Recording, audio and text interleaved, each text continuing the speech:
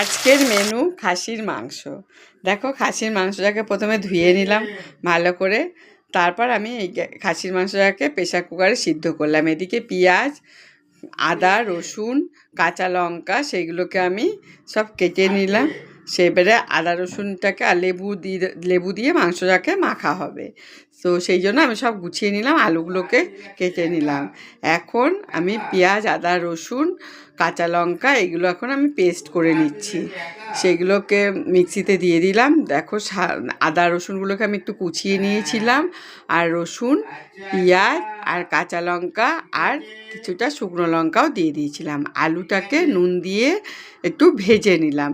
লাল লাল হলে সেটাকে নামিয়ে নেব। প্রেশার কুকারে মাংসটাকে সিদ্ধ বসিয়ে দিয়েছি।